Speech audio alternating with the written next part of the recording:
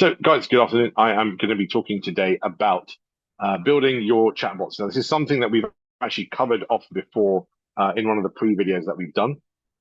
But I thought it would be good to go over this again because it's an ever-changing field, and I wanted to show you how to do that um, with the changes that have taken place in the system. Okay, so a couple of months ago, there was a slightly different view that you would have had on the AI building side of the UBS, and that has changed. So just to keep update with those changes and make sure that you guys fully understand on how to do that, give you as much value as possible. I'm going to run through that again and show you how to get a chat agent live, a voice chat agent live. Now, once you've created the voice chat agent, you can also use the same process to have that chat agent interact with your customers through the web chat or like a live chat interface, et cetera, et cetera. And all the software contained within UBS allows you to do that. But today, and for today only, I will be focusing on creating an AI voice chatbot, and we'll deploy that and show you exactly what kind of information you can capture. Okay. Now, as a reference point, there is a previous training to this as well, and you'll be able to go back and have a look at that training on our YouTube page. All the videos previously are kept on there as well, so you can go back historically and have a look at any information that was trained out to you previously, and bring yourself up to date with all the information that we are training out. Cool. What I would ask you is that you keep all questions saved for a point in the presentation where it will be open for questions right now, though. I'm going to jump straight into it. So if you have raised a hand, you can lower your hands, which I'm going to do, and we can save questions for those moments in the presentation whereby we open it up for questions from my side. So we're able to deal with them because the presentation is designed to take you through the steps that you need to do in order to get the agent live. Okay, and it's done in a very systematic and thoughtful way. So you can follow along with this once you have access to the software. Okay, so anything to do with AI agents within the UBS, the Ultimate Business System software, you'll need to go to AI agents, which is located on the tab on the left-hand side. So once we go to that, and we click on it, you'll be able to see that it loads into the AI agents portion of the software. Okay, and don't worry too much about all these pieces of information that we're showing. Summer of AI, 100K in cash prizes. They are running a competition for this right now, where you can win 100K in cash prizes. It's done by the people that vend the software, go high level. The Ultimate Business System obviously runs off the back of that software, but we give you a lot more value and content around getting this up and running. Now, you've got a couple of different tabs along the top, and we covered this tab last time as well. So you've got Agent Studio, which are your AI agents for your business. Your voice agents, conversation agents, knowledge base, agent templates, content AI, and agent logs. So for today, we are going to be concentrating on your voice AI agent. So I'm going to go over to voice AI, and we can see here, if I click on the agent list, you can see previous agents that we've already built. So we've built quite a number of them as well. And if I go to Vish, which is the previous one we built sometime last year, you can see this is what it looks like right now. Now, when I went through this training, this is not the interface that we had. It was a slightly different interface, okay? And I'm going to show you as an overview of what this looks like, and then we'll build it out ourselves and attach a number to it, and you can see that it is going live for us, okay?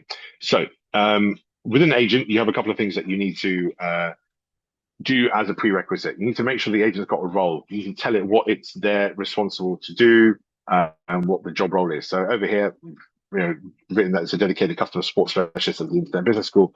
My name is Vish. Focus on assisting my clients. And your goal is to gather contact information, and if the caller's query matches a configured tool trigger, use the appropriate tool. So we can actually transfer calls, capture information, et cetera, from this. We then show how to handle the call. So again, logic and rules, and then general rules around what they need to do on the call. We keep this very, very light because you don't want to overburden an AI bot. And the reason for that is if you overburden it, they then start hallucinating and getting confused within the rule set that you put there. So always keeping it simple is the best thing to do.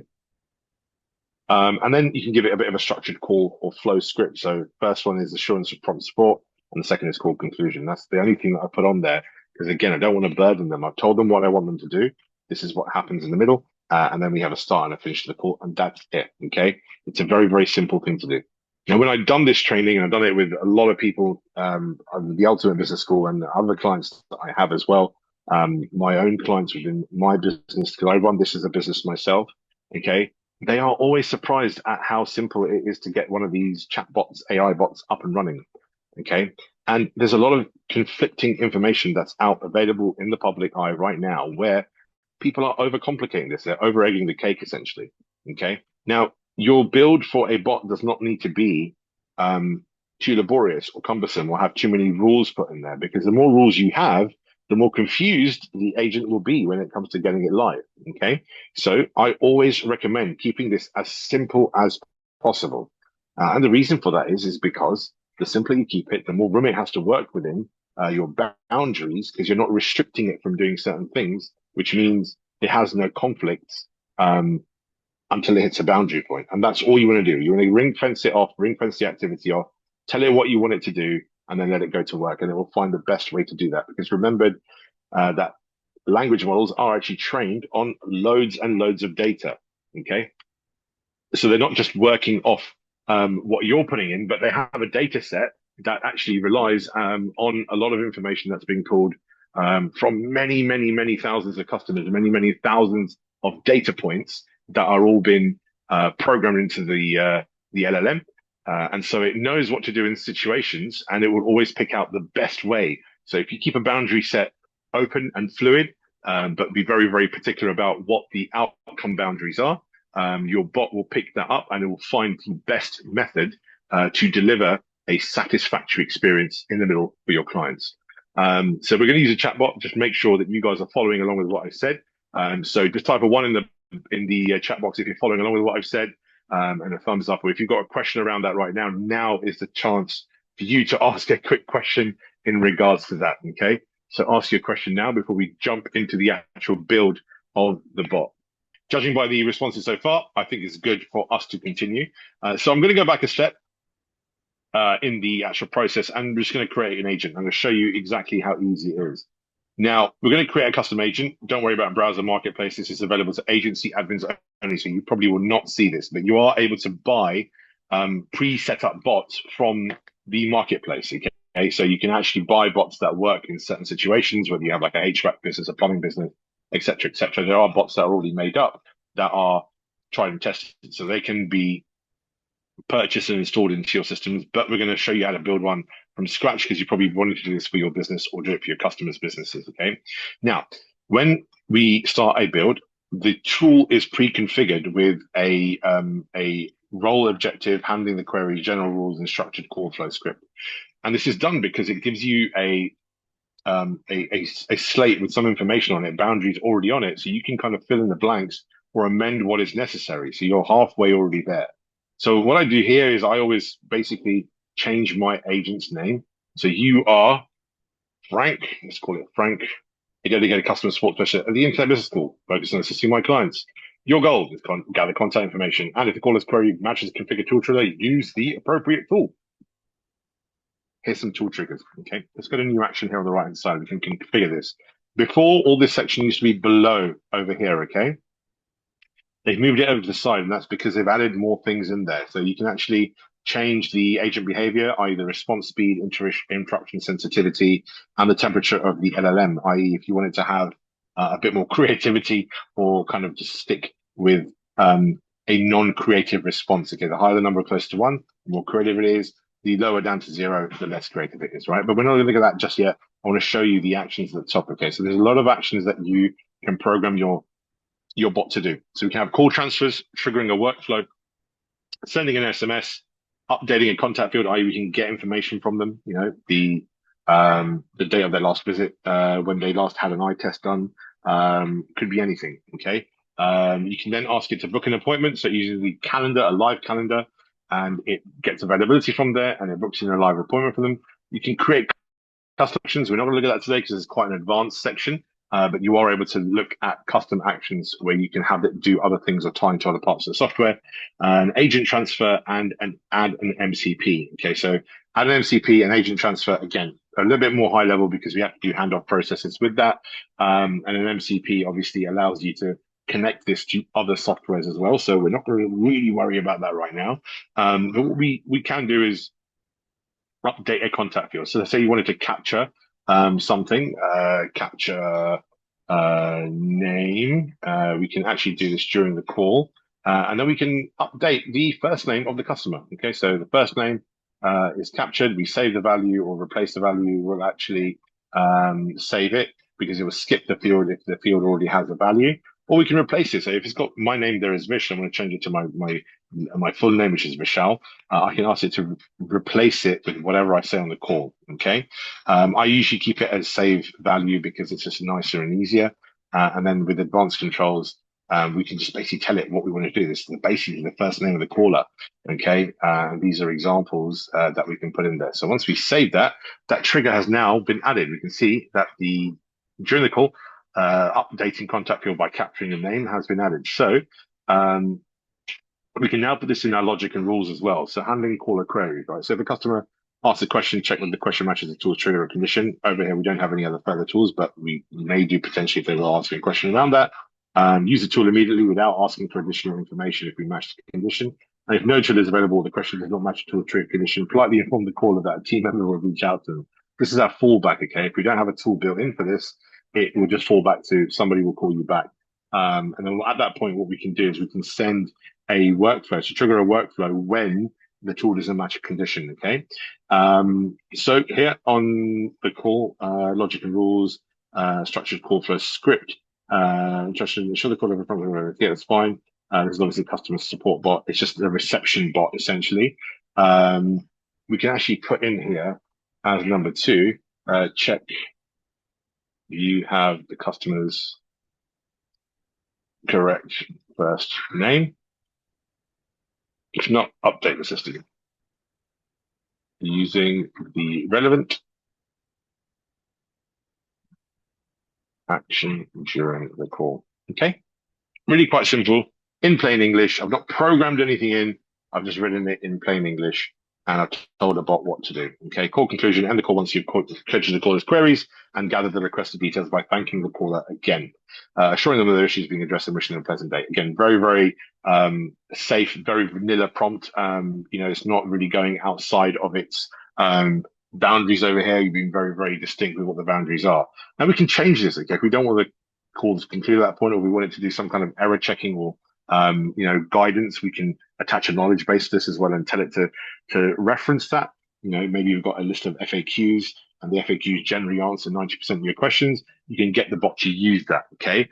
And in using that, the bot can answer questions for your clients. Okay. So, you run a business that relies on your staff answering questions and queries that are, that they're quite static, i.e. that you have a certain number of queries and questions that come through and they can be answered with an FAQ. Your bot can take that FAQ and use that here and answer those questions, and it will save a member of staff from doing so. So already you're releasing them from the admin overhead, which means they can do other work within your business or your customer's business. Okay. So those are things we do. I'm not going to go into attaching a knowledge base because it's something we've done before. And it's very simple to do by creating it and then adding it in over here. Okay. Call settings. Okay, so call duration. We can set a maximum call duration because you don't want callers to come onto the call and take up, half an hour of your bot's time and have no resolution to call. So usually this at around 15 minutes. And idle time and reminder frequency, I usually do not let the call go quiet for more than 4 seconds. And you can set how many times they should be reminded that you're still there. 1 time is default. I do it 2 or 3 times because sometimes the caller be driving or they're on a hands-free or the reception falls out. So I give it a couple of opportunities. And then again, you can end the call after silence and or wait before your customer finishes talking to then start letting your bot talk. So there's loads of little things you can tweak as well as the as well as the agent behavior, which allows you to kind of dictate your interruption sensitivity. I usually find that you have to find the best one for this. Okay. And it all depends on your bot, it all depends on you, and it all depends on your customer. So listen to your calls all the time. The recordings are set into your account. Listen to your calls and make sure you adjust this and find the right interruption sensitivity. Okay. Yeah. Everything else is quite self-explanatory. They have an STT mode, which is speech to text mode, which it's fine, but you don't need to go into these. Are advanced features of calls, which you will not need to use unless you're doing specific things. The one that I like to mess with a lot is voice settings, because you can remove noise and actually have background speech. Okay, so you can pretend you're in a coffee shop or convention hall in a call center, or have a bit of static noise playing in the background. I just like to remove noise. So it just allows your caller to focus on the agent's voice, and the voice stability. Again, you want it to be as stable as possible, and you want the voice to be outputting at normal voice volume. Okay, so these are the major changes that have taken place in the production of the bot since we did this last time. There are obviously system prompts we can use to fine tune the personality and behaviors. And again, they're very, they're advanced to what we're doing here in terms of setting up a reception bot. But again, they are built for you. Okay, the core personality traits: be human-like, be friendly yet professional, efficient and clear, warm and welcoming but not verbose, i.e., over explaining things, natural emotional responsiveness. All these are pre-built into there, and this is what I would set as a bot for every bot. Okay, you probably don't want to change this much, because the personality you bot, unless you have a very drastic business case or a different business case, would probably err around that anyway. But go through it and have a look at it and change it around to what you want to change it around to as well. And then you have date and time awareness, numbers and some of speech rules, which are just highly built in because they're best practice models, and also email confirmation process. Leave that in because it's a best practice approach to that part of the system. Okay, so those are some couple of major changes which you guys should leave in there. Does that make sense? Type of one in the box, the chat box, if you guys follow along with me so far, and you've seen where those changes have taken place from. Cool. Okay, Bimmy, I'm going to come to your question. Ricky question. There's no such thing as a Ricky question. Questions are questions, right? There's a difference between building an agent and a bot. I think it's probably just my terminology. I refer to everything as a bot,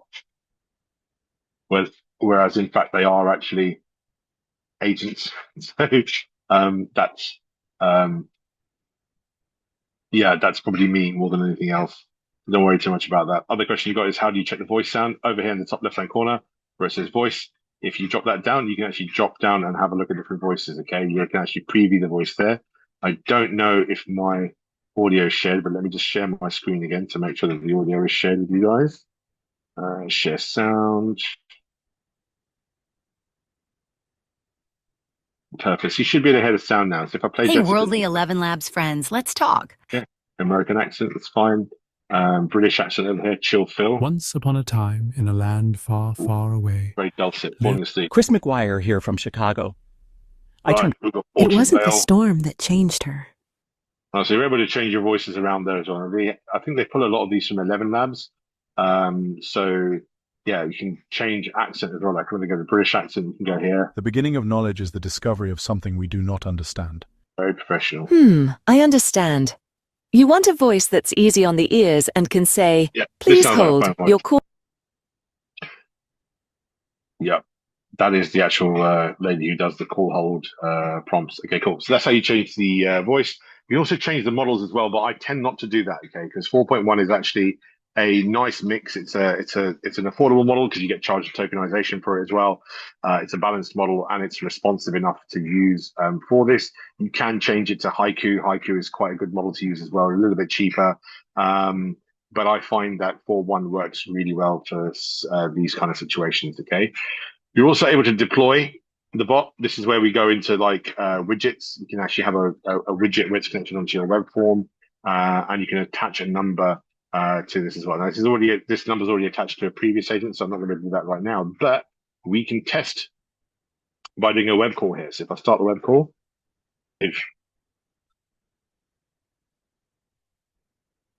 Hey, you have reached in school. How can I help you today? I just wanted to find out more about what you guys do.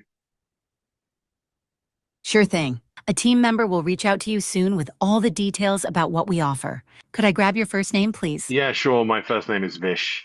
That's Vish. All right, got it. That's Vish. Thanks for confirming. One of our team members will get back to you soon with more info. Is there anything else you need help with right now? No, that's perfect. Thank you so much. You're welcome, Vish. Thanks for reaching out. We'll be in touch soon. Have a great day. Amazing. Cool. So just give me a quick thumbs up in the chat if you saw that example run in the test audio window on the right-hand side, and if you heard the audio. Perfect. That's literally how easy it is to deploy a bot. And you can see that it picked up on my name change as well. That's a very, very important thing to do. And you can add many, many more of those tools into it as well. You know, whether you wanted an appointment booked, whether you want to clarify some information, you know, if you're a dental surgeon, you ring it up to get your customers to book in a hygiene appointment. If you're a chiropractor, reception bot, you know, handling all chiropractic inquiries, cleansing the customer, booking in a diarized appointment. This is the way to do it, and it's a very, very simple way of doing it. Once you've got the basis of your bot set up, the rest of it is actually very easy to program in. Okay, and a lot of people stumble on getting the first part done because people overcomplicate it. Gurus online overcomplicate this process. It's not hard. Okay, using the Ultimate Business System, you can get a bot up and running within half an hour. Okay, as I've done on the call today, less than half an hour. I've rushed through it a little bit today, but once your bot is up and running, all you need to do is test, iterate, and do all the extra additions and fine tuning that you can do. But for the large part of it, the voice sounded great, didn't interrupt me, corrected my name, and when I spell out the name correctly, because I saw that it listened to me as Fish, that's my own pronunciation. We were able to change that around very quickly. So you can see how that it is possible to get a bot up and running as quickly as possible. Okay. Now to deploy it, all we need to do is attach a telephone number to it, which we do by buying a telephone number and just assigning it to the bot. And your bot is ready to go. And you can also deploy it into a web widget. That's taken me a long time to practice how to say that properly, which can be posted onto your website. So let me know in the chat bot if you have any questions around that. And if you think it's easy, give me a big thumbs up in the box as well, just so I know that you followed along and you understood how easy it is to actually set one of these up for you, either yourselves or one of your clients, okay? There's going to be a big boom of this in the next year or so. The web widget is, it's just like a live chat in the bottom right-hand corner on websites. We have a button and you click it, and then they have like a non-responsive person who says, yeah, please call in. It's just web chat. When you buy the telephone number, you buy it through the software. So you can actually buy it through the Ultimate Business System, and then it will attach it into your account. Easy-ish, yeah. I've been doing it a little bit longer, and I make it sound really easy, I know, Mike. But if you follow the video along step by step, once you've got the Ultimate Business System 30-day free account, you will be able to follow that along and create it yourself. And once you've created about 4 or 5 of them, it will be second nature to you, my friend. Okay. There's a big opportunity for this in the UK as well. We are a little bit behind. We're laggards compared to people in the States and also the Far East, where the adoption for AI has been very aggressive. And there's a lot more chatbots available in the marketplace, and people are selling them to businesses who are more open to having these installed for them. The UK is a bit behind the curve at the moment, even though we have got early adopters taking this on because they see the value of it. There's still a large percentage of the marketplace which haven't done so, which means that if you were to start a business around selling these reception bots or chat bots to local businesses or bigger businesses, then it could be a very lucrative thing for you to do, because you wouldn't take you that long to set up, and you can outsource that part as well. And once you've got a customer on your books, it's just recurring revenue that comes through month on month, which is a great model to have for a business. Great question here from Jeanette. Do you need different bots for different purposes, e.g. reception and say a basic coaching session? Yeah, I mean, I wouldn't put a bot into a coaching session, but you can program your reception bot to have different tools available to it. Booking an appointment here. If the customer says this, then do that. Okay, so you're able to have those tools available. Are you booking in a call, getting a member of the team to call them back, etc., etc. Okay, so those are different things that you can have bots to do. However, if you were to have a customer service bot or a complaints bot, I would have them very, very separately, because you'd want to have the complaints bot dealing with things in a very, very different way than you would have your reception bot. Okay. Perfect. Any last questions before I bring the session to a close today? Cool. Okay. Well, listen, guys, thank you so much for joining me this week as well. You'll be able to find the recording of this posted onto the YouTube channel, at which point you can go back and like it, comment on it, and follow along and get all this amazing stuff built into your system as well. Okay.